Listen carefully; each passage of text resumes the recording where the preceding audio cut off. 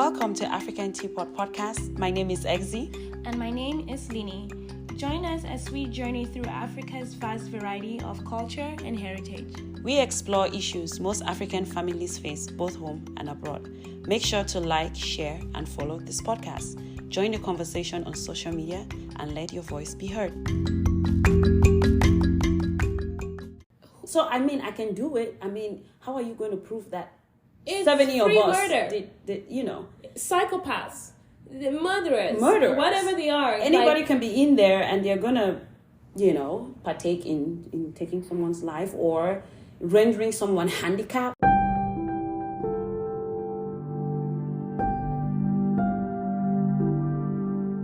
Hello, listeners, and welcome to another episode on African Teapot Podcast. Today's episode is titled Jungle Justice, and as usual, I'm Eggsy. And I'm Lini. And today we bring our efforts along with combined real stories and enough data gathered by Lini. Thank you for doing that amazing job. To bring this episode to you guys. But before the sweet stuff, again, wanting to apologize for posting last month's episode a little late. We were like 5 days late. No, about 3 days late, actually. And sorry for those of you that were like, what happened to the episode? Hopefully you've caught up with the episode. If not, it's still available. It's free. Go listen to the episode, like the episode, share, guys, so that we can grow as a community, so we can have more people, giving us their feedback, and just so we can grow and push the podcast out there. And don't forget to rate the podcast. And on the other side, how you doing? How have you been? How's this month? We're past half of the year. And how hot is it wherever you are, if at all? Because it's boiling in Texas. It's cooking in Texas. Yes. You could literally cook. We just need to put salt and pepper on our bodies, and that would be quite a good meal for the lions. Oh, okay. How do we get here? Okay. Something else. So, diving into today's episode, you guys are probably wondering, why did we choose this episode? First, it's a passionate episode, especially for Lini, which I think is rightfully so. And second of all, we have a personal story to share, or I remember a personal story to share. I don't think Lini really remembers it that well, but I do, to some degree. So I was about, 10 or so. We're back in Cameroon. For those of you who are Cameroonians, in Tarinko, Mbamenda. And I remember the dog barking hysterically by the window, my parents' window. And I remember Dad getting into a room with Mom, and Mom just telling us that we should be quiet, So it was Lini, myself, our brother, and our other sister. 4 of us. My mom was like, shh, we should be quiet and everything. And then my dad went outside. Not outside, but he went into the living room. He came back and said, our uncles, because we had 2 uncles living with us. They were young at the time, going to school.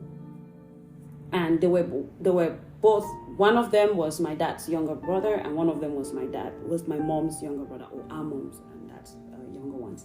And they were of the same age, teenagers, living in the house.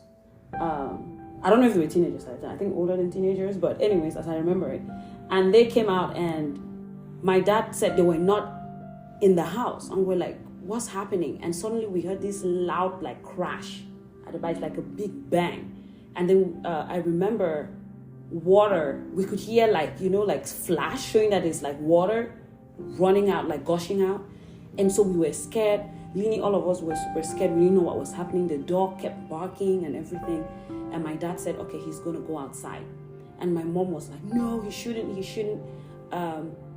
I remember my dad, somehow as a kid, because we were sheltered from this, I just remember that there was this screaming outside in Pidgin. We don't catch him. This, something has been caught. And so we're like, and then Elmi called me, and we're trying to sneak at the back of the door to peep, through that little crack at the door to see what's happening outside. And there was this huge crowd outside, and there was this guy kneeling and begging my dad to protect him or something. And people were questioning him, what did you come here to do? And then suddenly we heard another, the mob got louder, and then we realized there were 4 other guys, and he was one of them. And so it shows they were trying to rob the neighborhood, and they had been caught, and the mob started beating on the other guys that were coming, and these guys were like throwing stones and sticks. At this point, I started crying. My mom was like, okay, we can't watch it. Let's go back into the house. They stayed out there with mom and dad. And later on, they filled in the gaps for us. And they were like, they beat the guys. And my dad had to plead to call his friend, who was a commissioner at the time, to come take the guys to the cell or jail, however you call it. But that was the closest experience I've had to jungle justice or mob justice. Right, and this guy who came to rob us, might I say, was begging for my dad to save his life because of how crazy and loud, and they had cutlasses, sticks, and stones the mob had gotten in just about 30 minutes. Yeah, they had the machetes and everything. Yeah, in just 30 minutes of the alarm going like, oh, we've caught somebody or somebody's robbing somebody. But I thought that was a story that I should share before we go into the data and facts of what mob justice or jungle justice is. But as Edna rightfully said, I think it's not clear, or like I was young, but young. That was the first I saw and not the last I saw, considering the fact that our parents did a pretty good job at sheltering and protecting us from things like that. But if you listen to Edna's story, or you're specifically from West Africa and some West African countries, my Nigerians and my Cameroonians, you know this. We know this. We know mob justice. For those of you who don't know or are guessing based on the story, jungle justice is when the population or an irate mob takes upon themselves the responsibility of inflicting penalty on an alleged offender or criminal without proving him guilty of the offense. Yes, it's just... In other words, it is a situation where the masses take upon themselves to render judgment on a matter without hearing or without giving the accused a right to a defense.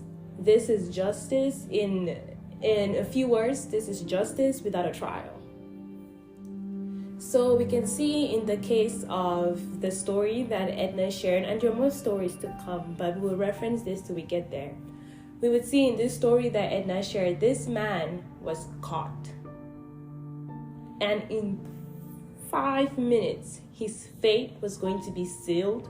Not because the other people who got there even saw him trying to steal. He was caught by like 2 people, our uncle's help. That's how he was caught. But then the other people are ready, I will call it what it is, are ready to commit murder based on the hearsay word of someone they do not know. Yeah, because mind you, a lot of the people in the crowd, we had no clue who they were. And him begging my dad to help him, he had no clue, like they've never met. Maybe he knew him and chose to rob him, but my dad didn't recognize him. But the moment he heard my dad's name and he could kind of detect what tribe my dad was from, he started begging in the dialect. Then that's when we figured he's from the same tribe. Started begging in the dialect, or at least he knew how to maneuver in that dialect. I don't know if he was actually from the same place as my dad, but my uncles were pretty daring too, might I say, to take that risk to go out, sneak out without telling anybody, to apprehend whoever they thought was causing commotion in the compound. Yeah, so generally that's what mob justice is.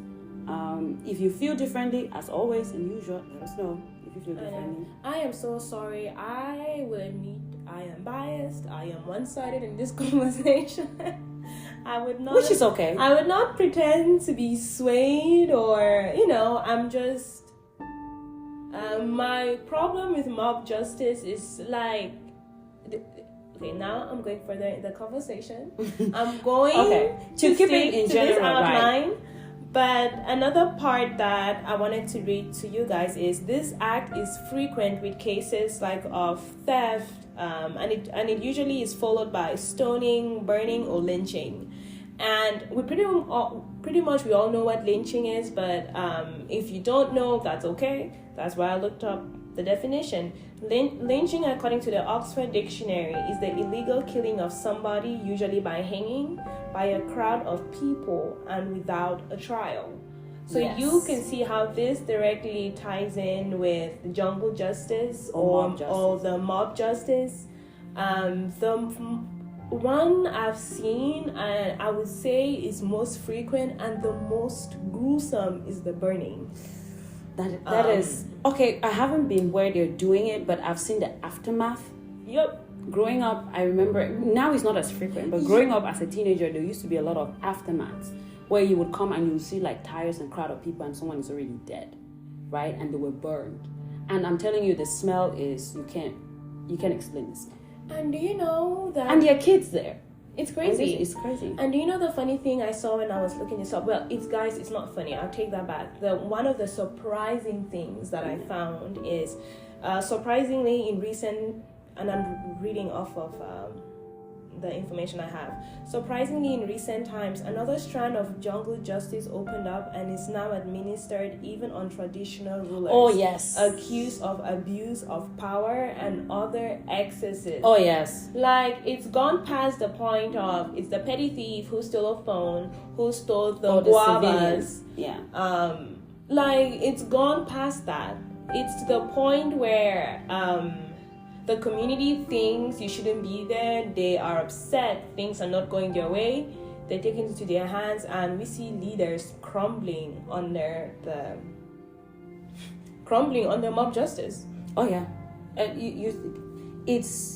and I think within maybe the past 80 years or so, there's been a rise of that in most African countries, where you see leaders being dethroned or deposed by angry mobs, and usually. These leaders usually don't even have chances to make it out of there alive. It's like, these guys are out for blood. It's crazy. Yeah. But I have a question for you.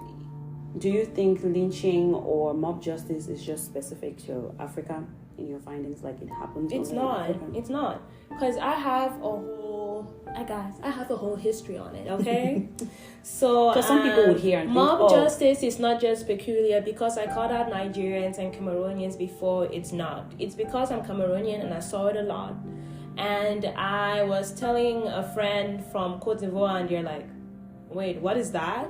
And to me, that was shocking too. I'm like, kidding. You don't have that? And it could be because this person is sheltered, but at the same time, if you grow up in Cameroon, there is no way you don't know about it. You may not have seen it. I think because maybe it's more prevalent. You may not have seen it, but you know about it. But I was amazed someone could just have grown up and not seen it. So, but anyways, back to this history. It is also a common practice among Asian countries, actually, and some of the African countries is prominent in is South Africa, Tanzania, Uganda. There's also Ghana in there, and there's our Nigeria and our Cameroon. So jungle justice is actually tracked back to 1991, where it was the lynching against Black Americans, Mexicans, and the people belonging to the abolitionist movement. Slavery, slave trade, that time. That's how far back it goes. Wait, the abolitionists? Yeah. Wow. The abolitionist movement and the unionists was widespread in the United States during the American Civil War of the 1860s. Yeah, makes sense. Yeah, because you see a lot of the lynching. Then we skip a while. We couldn't take every year. So now it skips all the way over to 2017. Where Arnold reported that mob action against criminal suspects. It's usually those who hold this ideology, or sometimes it's even shrouded under religious beliefs, right? Usually. We have usually the Dalits or the Muslims. And then it was also common with the Indians in the early 1920s. So you see, everyone is guilty. Arnold wrote this in 2017. I'm sorry because I read that wrong. He wrote it in 2017, but this time it was the 1920s where the Indians were involved in this.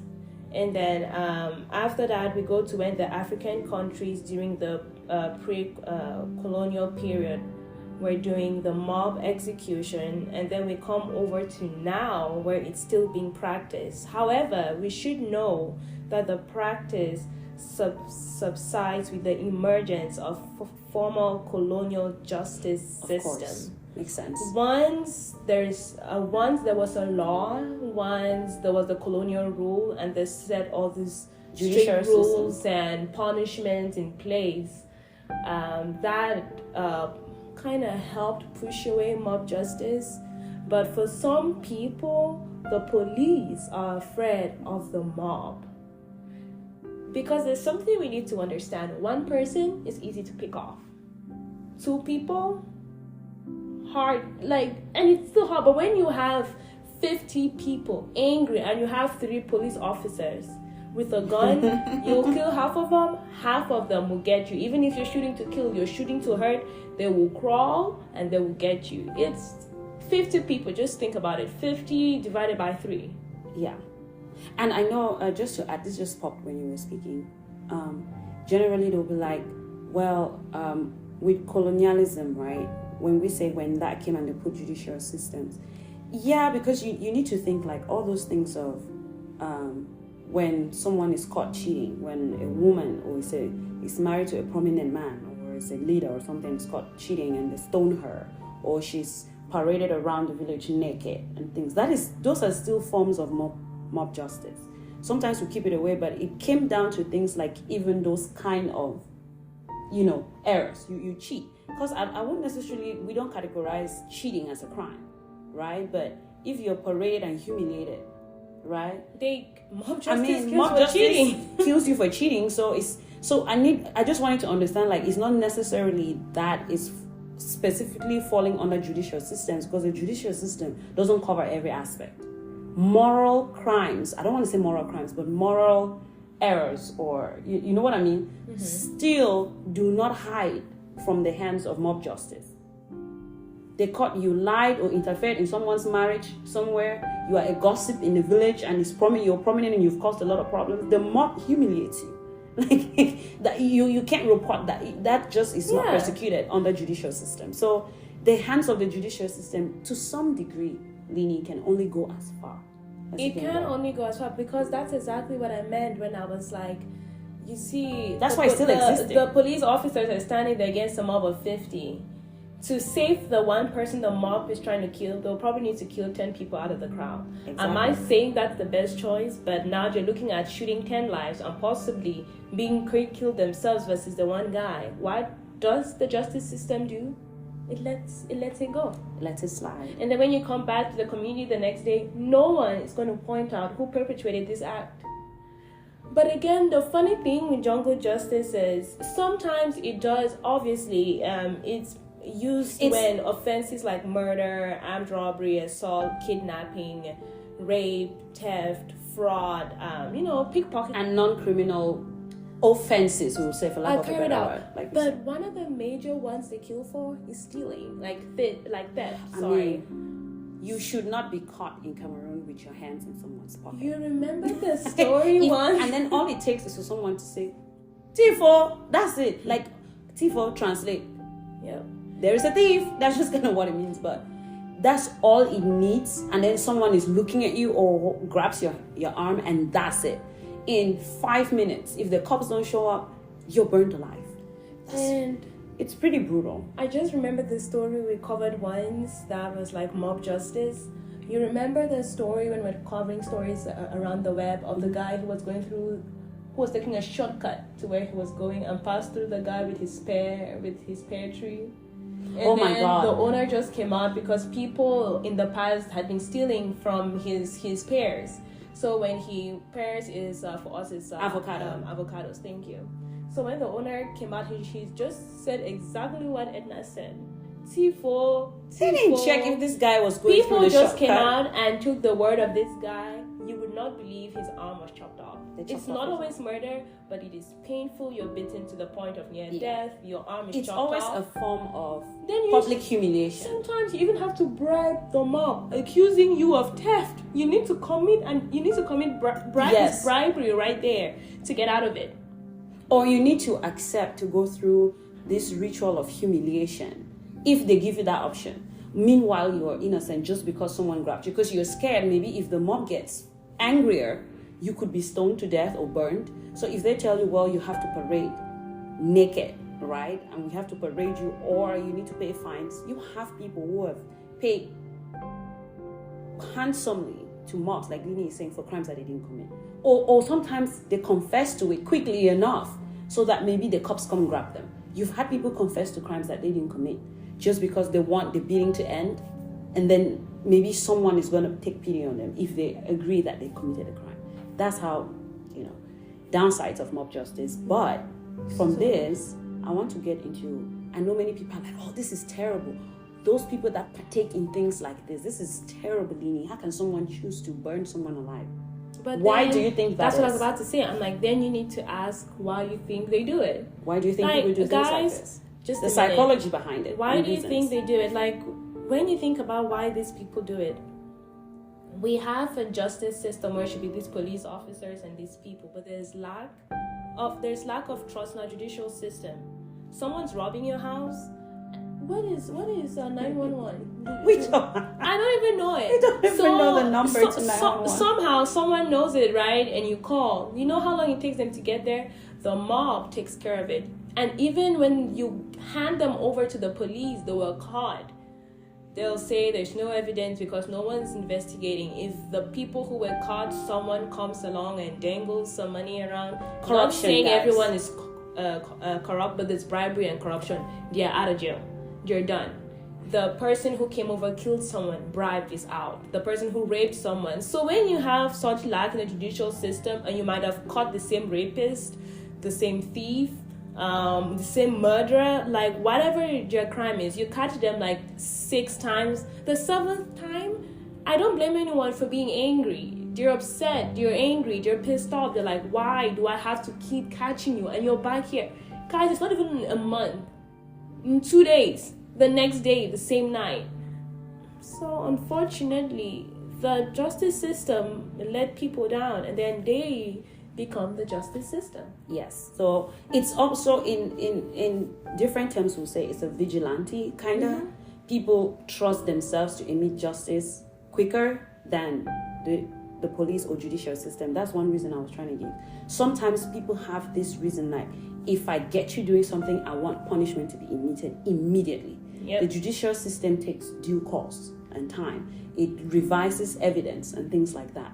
And people are so impatient sometimes with this, how long this system takes. They just want something to be done now. Someone called you a thief, well, learn a lesson now, not in 3 months. So how about I chop off your hand so you don't steal someone's avocado next time? But they forget, what if that guy didn't steal the avocado? You've already chopped off his hand, right? So there is no due process. There's no checking of evidence. People want it now. I want retribution in this particular time and age. And it's related to revenge as well. Vengeance. I'm upset. You killed my person. I don't want to take the justice system, find them in it. Or I was robbed before. My kid was raped before. I was raped before. I didn't get justice. Now I've seen this guy who is a rapist, and all this PTSD from whatever happened to me that was unresolved. Now I want to emit it on the next person. Or you also have it from the other side. I had a family member that was lynched, right? Falsely. Or he was lynched and nobody gave him a chance to listen. So now I'm not going to listen to this guy. So this guy, you're going to get the same punishment that my kid or my brother or wife went through, right? They killed her and nobody thought of asking why. So I don't want to hear anything you have to say. I'm going to kill you the same way. So it goes both ways when you think of vengeance in situations like this. And then you even think of the idea of people want power. Oh, yeah. I don't know about everyone, but I always say, I think, and I would think specifically, let me talk for my country, not admitting people to it. And some West African countries have seen we are power hungry. Mob justice gives you a sense of power. There's a person whose life is literally in your hands, and you can decide what your fate is. That's power. Someone attributed it to joblessness.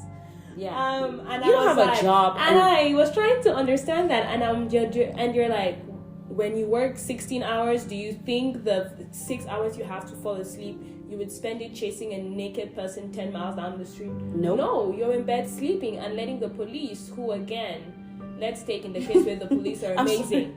That is funny. So they're like, there's too much free time on people's hands because you're just lazing around. These are communities where 70% of the population is unemployed. So, and it's not funny, but unfortunately, I'm exaggerating the percentage, but you know what I mean. You have more people unemployed than employed. So when you say Tifo, you have all these young guys that have nothing to do. So yeah, Pent up anger and frustration from not having purpose in their life. Yeah, they're gonna take it out on you. And some criminals are the ones who do it. Oh, that's another twist to it. I steal, but for the sake that I'm trying to act like I'm, a citizen of the community, a good citizen, I will be the first person to emit punishment on someone. And I'll be the first person to tell you we do not tolerate stealing or theft or rape, right? But when you go to their homes, these guys are perpetrating the same acts. Yeah. So there's some sense of hypocrisy, and there's some sense oh, I can do it and get away with it. So that is exactly I emit it on the next person. The perpetrators of mob justice are rarely ever arrested or persecuted. Yeah. So I can do it. How are you going to prove that? It's 70 of us murder. did Psychopaths, the murderers, whatever they are. Anybody can be in there, and they're gonna, partake in taking someone's life or rendering someone handicapped and things like that. And sometimes it doesn't matter to them how young these victims are or how old they are. Yeah. It's amazing how far this goes. When I was thinking about mob justice, I'm like, there has to be a psychological component to it, a social psychology. There has to be a social psychological but reasons associated with it. And then once I looked it up, I was like, makes sense. There's the individuality. When people are part of a group, they lose a sense of self-awareness. Right now, there's group thinking. There's a high. We're going for it. We're going to do it. So true. You lose. You're not. Whoever caught you there first, you go with that. When you come in and you're the 15th person, he's guilty. He stole the chicken. You're in it. You're no longer thinking or processing for yourself because you didn't hear facts. What are you processing? You're not. That's just crazy. Your identity is lost. You become part of this group, and that's your identity, and you will identify with this group once you're doing what they're doing. True. It's like being the cool kid. Yeah. How do you be a cool kid? You do what the cool people do. So the cool kids say vandalize homes. You're gonna do it because you want to belong to that circle. The cool kids take drugs, so you're gonna do it because So it's almost like there is a high. There is a chase, kind There's of. like emotions. Your emotions are heightened. It's like watching a soccer game. Yeah. Why do people watch it in packs? Guys, the experiences. Their experience. You can't explain it. The excitement, anger, hostility. If it's 30 of you, is multiplied by 30. There's 50 of you, it's multiplied by 50. Whatever it is, it's like a game. It's like Hunger Games. It's literally like Hunger Games. And then once you're part of this group, being part of the cool kids, you are accepted. You did right by your community. Because we took care of the thief, so we did good. And then you even have and then there's also this but even though you're part of a group, there's anonymity, you're anonymous. They can't identify you on your own. They identify the pack. It's hard for someone to find you the next day and be like, oh, that's the murderer. No, there was a pack. That's why the police are hardly able to find them. When there's an angry 60 people, guys, this is not now or here where you take, when I say here, I mean USA, advanced society where you take pictures and you go back and you see the faces. Here, they're just looking and identifying them on the face.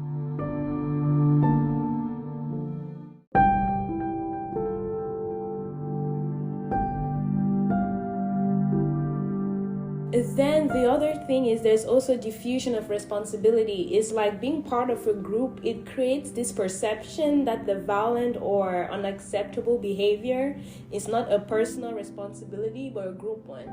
True. So when you come to get someone, they'll be like, well, the other 40 were doing it. Now the police is like, okay, go find all 40 and make it fair. Well, is the community going to give you 40 people?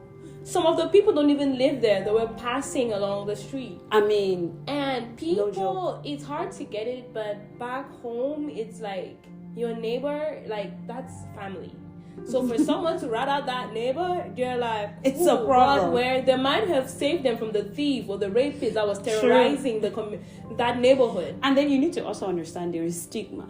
after some of these things. If you rat out someone, people start threatening you. Well, when something happens to you, we are going to boycott you. Or, there is... Because there's no justice system. I just thought of things. We'll just get back to this topic again some other time. Because if we want to talk about this, we'll be here for 2 hours. Forever. Because the impacts this has on society. People surviving, being accused of things they didn't do. It's a whole... Some of you sent your stories. They're a whole... So I just think that would be a complete different topic, like surviving mob justice, because I had like 4 stories that came like that. But if we have to put it in this episode, we'll be here for 6 hours. But this episode definitely was inspired by the first story you heard that I said. And then it was also inspired by most Nigerians who know this story. And it's actually available on Netflix. It's called Dark October. And Lini actually called my attention to this movie. As you all know, she's very passionate about mob justice. Not because she's been part of mob. Have you been beaten by the mob before? Man, it was okay, kidding, guys, but in all seriousness, she's just passionate about how punishment is meted, right? In cases like this, like how do you justify the kind of punishment you emit on someone who, say, was caught for petty theft versus someone who was a rapist? Versus someone who was, again, we'll get into that. How do you just fight a quarter of a finger, a half a finger, a full like finger? how they do that? So that will just come in the next topic, still on mob justice. It may be next month again. We'll do a part 2, or next year we'll do a part 2. But that happens there, and Dark October is a clear example of this. And Dark October is based off of a true story called the Alufo lynching that happened in Nigeria, I think in 2012, where these university students went to a neighborhood to kind of like collect. Back then, you need to go collect your money from your debtor, someone who took money and doesn't want to return. So he took kids. This kid took 4 of his other friends, or 3 thereabout, to go, harass this guy to give them back their money. They're students, we need the money. And when they got there, you know what this guy did? He just came out and screamed, "Tifo, Tifo," as usual, and he ran away. And the mob came out. This community had a vigilante group, and the vigilante group were alerted. They came out there and, held hostage of these 4 kids, university students, and these students tried to give their school IDs, tried for the guy who used to mend their shoes and the lady who used to sell like oranges to them or something. There were people there who recognized them as students, but the fear. But you could tell the stories had... Sorry, I'm cutting you. But you could tell the stories had... The people who didn't come out to say it, there were 2 reasons. One of them, again, was this thing where they wanted to be part of the group, where we talk about the group thing. Yeah. And the other one was they already had 40 people who had passed judgment. No one wants to be associated with them because in mob justice, the group rules. You're scared, like if I say, I know them, so you're a thief too, you've been helping them. So some of the people who did not identify with these kids was not because they wanted what was happening, but because they were saving themselves. Yes, out of fear, kind of. And we saw there, even when they took them to the ruler, I think it was the Igwe. He tried to be like, okay, we need evidence that these kids are students. And mind you, the vigilante group had the IDs of these students. And then again, comes for one of them. And this is what happens. They want to set an example. There has been a lot of stealing in the community, and they have been hunting who's been doing it. And so now, unfortunately, these are scapegoats, right? These people were labeled thief by someone they don't even know. The guy who said Tifo, mind you, was a criminal. He was a criminal, and he was nowhere to be found. He was trying to get away. So when he labeled them thieves, they ran away. So you need to understand, these students were being labeled thieves. One, the person who labeled them a thief is nowhere to be found to say these are the guys that he truly was stealing. So they didn't even know what they stole, but they were accused for past theft crimes. Right? Because they had nothing. Because if you ask the crowd, what did they steal? Nobody knows. Because whoever labeled them a criminal is nowhere to be found. So they didn't know what they stole, but they just knew, well, we've been having a lot of theft incidents. So by default, it's you. So no matter what these kids said, the oldest of these kids, I think, was 20 years old. The youngest was 18. And these kids were burned alive. And then even when the police showed up, you remember? I think the movie, and I don't remember. I think the movie said burned, but I think some of them were just bitten to death To death. and things. But even the police showed up, and the movie depicts how powerless the police was. They tried and They gave tried, up. and it was bad. But I think after that, when it came out, these were students. When the family came out, I think the sisters of one of the boys recognized her brother and was trying to speak up, and they just shushed her.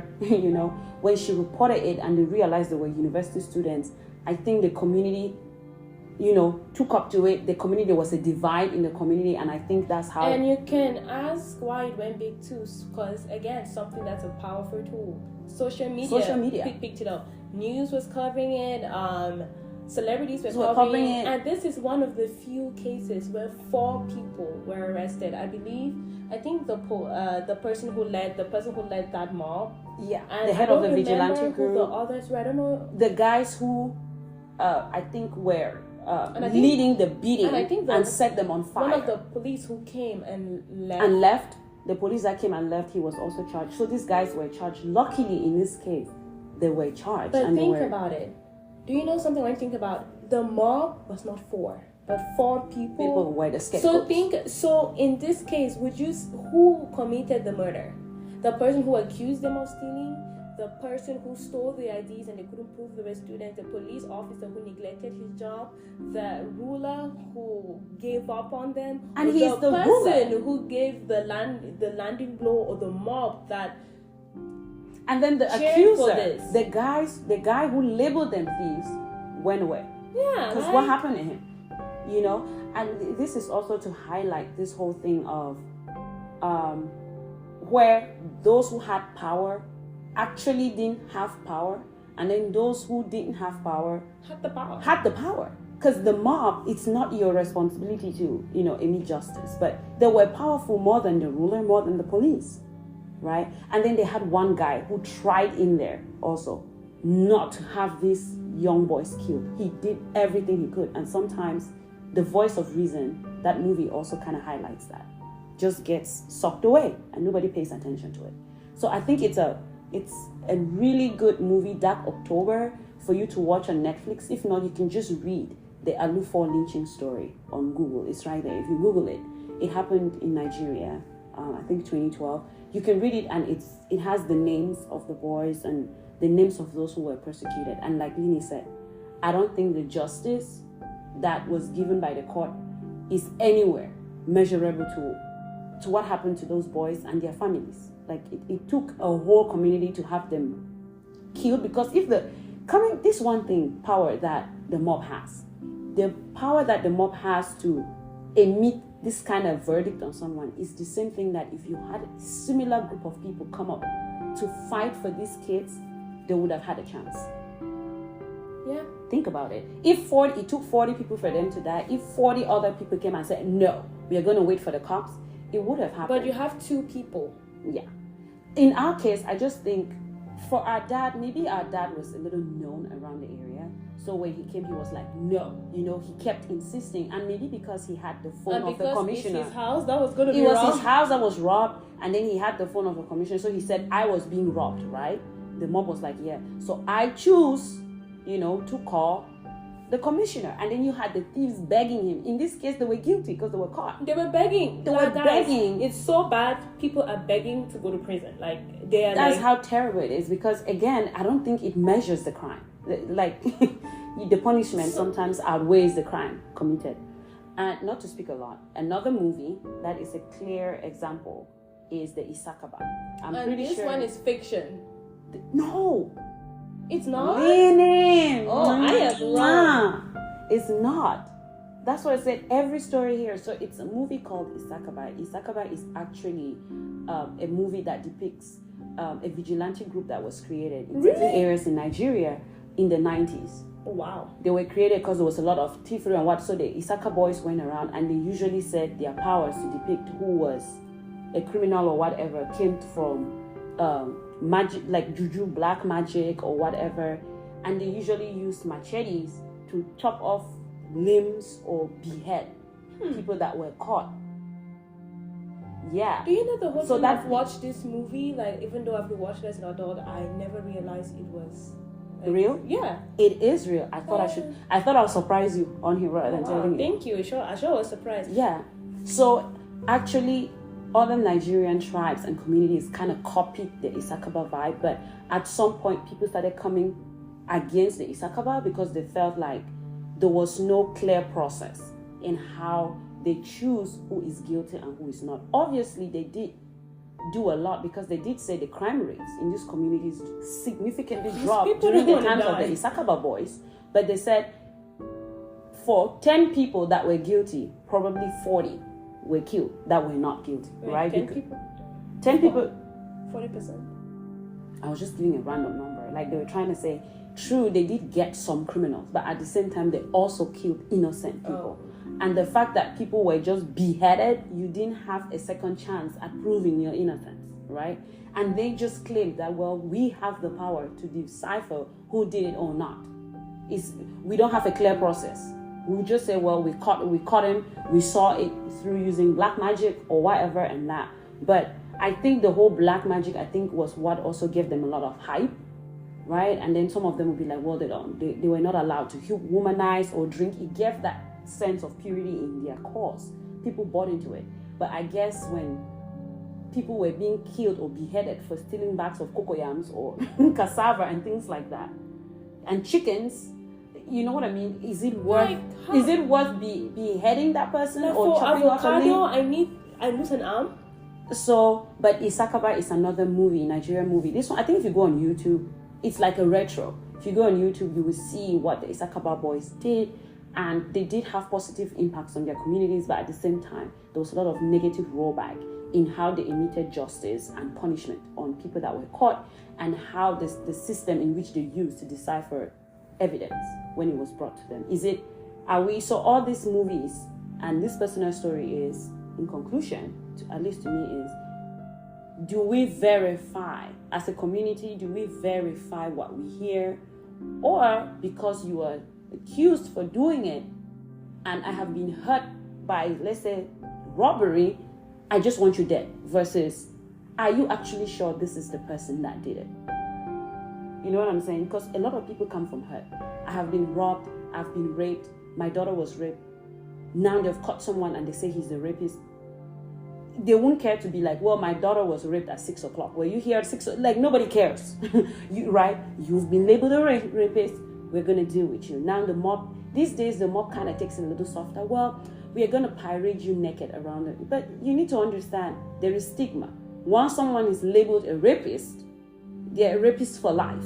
You know, once someone is labeled a thief, they're a thief, or an adulteress, or whatever the crime may be. What do we do as a community to ensure that when somebody is labeled that, they are truly that, and not someone who is innocent? I think that's a topic that will just come for another day. We're just gonna throw this in there. Some other examples, let's say in recent time, might not be as fatal, was like the Capitol Hill. Yeah. Why did the people storm Capitol Hill? Guys, Capitol Hill, for those of you listening, happened in the US. Sorry. When the last election, when former President Trump said the election were rigged, right? And that's why the current president Joe Biden won, and people took upon themselves to just storm Capitol Hill. And think about it, there were fatalities actually, there were deaths and injuries. Yes. They may not have gone to intentionally injure a person, but they were actually looking for someone. They didn't get who they were looking for. Yeah. But that's an example. And I have one more question, and I promise we're done. But again, just to add to it, the results were different. In the Western countries, now it's like nobody is allowed to take the law into their hands. So yes, they did storm Capitol Hill, but there was a system to trial these guys and give them sentences. So some of them are serving jail time. But again, it comes to the point where a lot of people storm the Capitol Hill, but just few of them are actually, paying the price for doing vigilantism or taking the law into their hands. So no matter what country it is, you realize that some people do these things and get away with it, regardless. Let me ask a question, and I'm sure people will come at me. And it's not a question that I even know the answer to, but just think about it. Do you think one of the oldest cases of jungle justice or mob justice was the crucifixion of Jesus Christ? As a Christian? Yeah, that's a good question. Like, when you look past the it was supposed to happen, it was going to happen, it was meant to happen, the reason he did it, would you say it was? To a degree. And again, I didn't ask because I was going to give an answer. Okay, guys, think about it. For our Christians, think about it. Or if you're not Christian but you know the story, think about it. That's a good one. We need to put that on social media. Yes. I'm that good. But thank you for helping me live my passion out to my passion, speak from my belly, and share her from data, the deepest part of me. Something I'm passionate about, my passion's not burned. So once you guys kind of forget about this, like a couple months, I'll bring it back, Yeah. And on that saying, please guys, to help us grow, please, again, remember to share the podcast, listen to the podcast, tell a friend to tell a friend, follow us on social media, contribute just so we can grow as a community. Let us know what you think. And if on the show notes, we're going to include all the areas where Lini got her data and everything that she got from the episode. And also you want to support the podcast, there is a link at the bottom. You go ahead and do that, or you let us know, DM us on Instagram. But with that being said, thank you so much for lending us your ears. Bye.